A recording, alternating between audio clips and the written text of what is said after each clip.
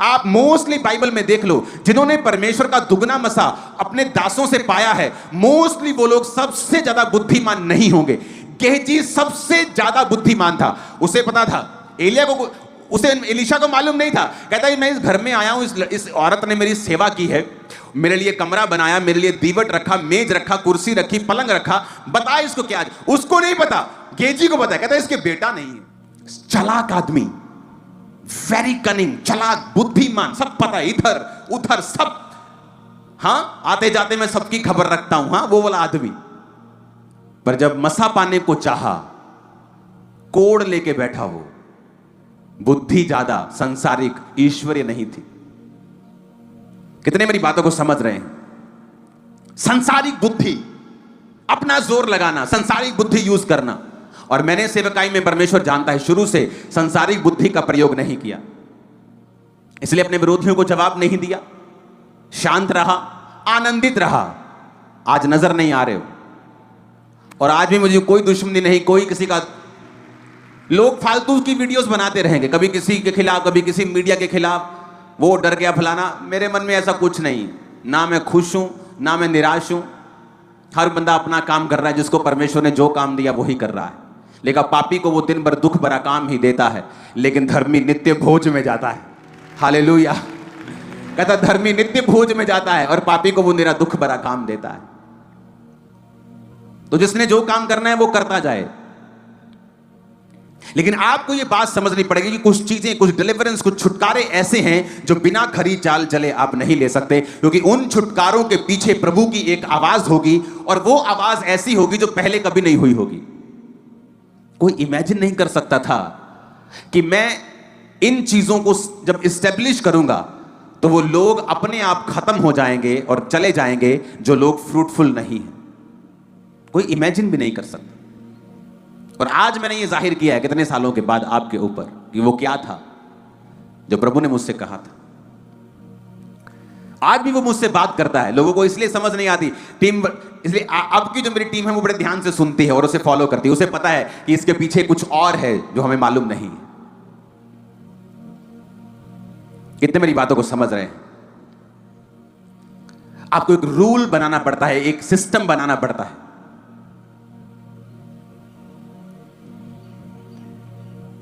कितने मेरी बातों को समझ रहे हैं? उसने कहा कोई खरी वस्तु तुझसे रख नहीं छोड़ूंगा, अच्छी वस्तुएं तुम्हें दूंगा, गुड थिंग्स। अपनी चाल को खरा कर ले। इमेजिन करो, आप यहां से सोचते हुए जा रहे हैं कि प्रभु तूने कहा अगर मैं अपनी चाल को सही कर लूं तो कोई अच्छी वस्तु तो नहीं रखेगा जैसी जो मेरे पास ना हो। इतना कमाल का वर्ड कि कोई भी, उसने ये नहीं कहा बहुत तेरी अच्छी वस्तुएं मैं तुम्हें दूंगा।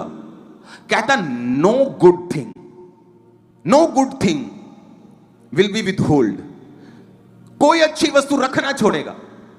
कोई अच्छी वस्तु, तुम्हारी फैमिली, सेहत भी अच्छी वस्तु में आती है, फाइनेंशियल ब्लेसिंग अच्छी वस्तु में आती है, परिवार अच्छी वस्तु में आता है, मन की शांति अच्छी वस्तु में आती है, अच्छा नाम अच्छी वस्तु में आता है। कहता कोई अच्छी वस्तु मैं तुमसे रख नहीं छोड़ूंगा। कितना आसान है लेना। कहता बस खरी चाल चलनी है, without spot, without blemish, perfectly, sincerely कहता चलना है। आप एक यूथ है और यहां बैठे हैं, आपको एक लड़की का मैसेज आता है, अगर आप सिंसियर हैं, आपको पता है कि एंड क्या है, नथिंग, सो बेटर कि मैं खत्म करूं।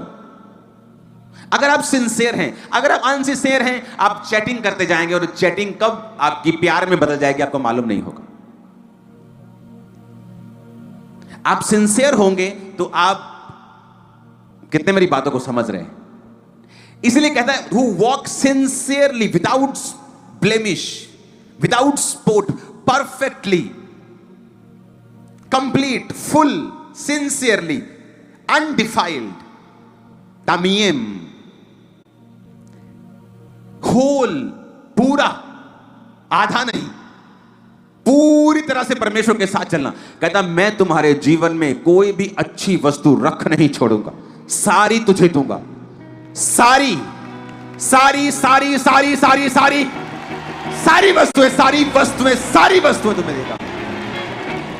अगर ये वचन समझ आ गया ना आज, जिंदगी बदल जाएगी। तो उसका मतलब मैं अपनी लाइफ की फुल कंसंट्रेशन इस चीज पर रखूं कि मैं अपनी जिंदगी में विदाउट स्पोर्ट चलता रहूं। मेरा जोर इस चीज पे लगे कि मैं सीधा चलूं। हालेलुया, ऊंची आवाज में बोलो हालेलुया। तो ये परमेश्वर आपको देता है जब आप खरी चाल चलते हैं। जनरल ब्लेसिंग्स आती हैं आपके काम, आपके हाथ, आपके किचन पे, आपके जीवन पे जनरल ब्लेसिंग्स होती हैं। स्पेशल ब्लेसिंग आती हैं। खुदावंद आपसे बात करता है जिस तरह उसने गिदौन से की। आपके फैमिली मेंबर्स कई ऐसे होंगे, आपके परिवार के, आपके पड़ोसी कई ऐसे होंगे, आपके परिवार में कुछ ऐसे अनफ्रूटफुल लोग होंगे, दूर के रिश्तेदार या कोई भी ऐसे लोग जो अनफ्रूटफुल हैं, लेकिन आप उनसे छुटकारा नहीं पा रहे। एक दिन जब आप खरी चाल चलेंगे, परमेश्वर आपके कान में कुछ फुसफुस करेगा। आप कहेंगे अच्छा मुझे इस तरह से अब चलना है। आप प्रेम से बात करेंगे और जो पहाड़ था आपकी लाइफ में वो खिसक जाएगा और खत्म हो जाएगा और चला जाएगा और आपको मालूम भी नहीं होगा। सडनली कुछ ऐसा होगा, आप कहेंगे ये क्या हो गया, मैं तो इसे बड़ा हवा समझता था, ऐसे कैसे हो सकता है, इतनी आसानी से चीजें कैसे हो सकती हैं। क्योंकि प्रभु आपको तरीका समझाएगा किस तरह से करना है, और वो उन्हीं को समझाता है जो उसके प्रिय हैं। वो दोस्तों से बात करता है, विजिटर्स से नहीं। कुछ लोग विजिटर्स हैं, चर्च में आए हैं हीलिंग के लिए, वेट कर रहे हैं अपनी चंगियाई का, और कुछ लोग खुदा के दोस्त हैं। जो लोग आज अपने दोस्त की बात को सुनने के लिए आए हैं कि मेरा दोस्त मुझसे क्या चाहता है, मेरा बाप मुझसे क्या चाहता है। आज कहता खरी चाल चल, अपराइटली परफेक्ट चलता रह। कहता मेरी जिम्मेवारी है, मेरा वचन टलता नहीं, एक बिंदु भी टलेगा नहीं। कहता मेरी रिस्पॉन्सिबिलिटी है। कौन कह रहा है? देश का गृह मंत्री कोई बात बोलता है ना कि ये मेरी जिम्मेवारी है, सब बोलते हैं हाँ भाई इस बंदे ने कह दिया, अब ये करेगा, ये अपनी जुबान का पक्का है। यहां भाई साहब प्रधानमंत्रियों का प्रधानमंत्री और राजाओं का राजा जिसने ये दुनिया बनाई है, वो कह रहे तुम्हें, तुम्हारे पड़ोसी को नहीं, वो लाखों की इस भीड़ को नहीं कह रहा, तुम्हें कह रहा है। क्या कह रहा है? कहता कोई अच्छी वस्तु मैं तुझसे रख नहीं छोड़ूंगा। कौन कह रहा है? परमेश्वर कह रहा है। कहता मेरी जिम्मेवारी है, ये मेरा काम है, मैं खुद करूंगा, मैं अपने वचन की गारंटी देता हूं। मेरा वचन जो ताया हुआ है, कहता मैंने अपने नाम से भी ज्यादा बड़ा महत्व अपने वचन को दिया है, और जो यीशु नाम से भी बड़ा है,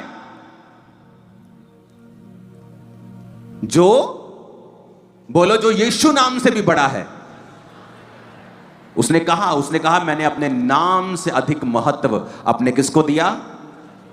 जो यीशु नाम से भी बड़ा वचन है।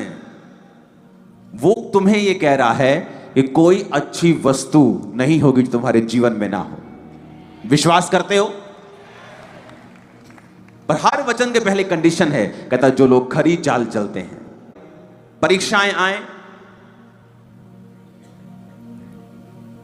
तो चलते रहना और खरी चाल को खरा ही रखना। कुछ बड़ा आपकी लाइफ में होने वाला है, कुछ बड़ा आपकी सेवकाइयों में होने वाला है जो ऑनलाइन देख रहे हैं। आमीन। ऊंचा ये आशीष हमारी है चर्च।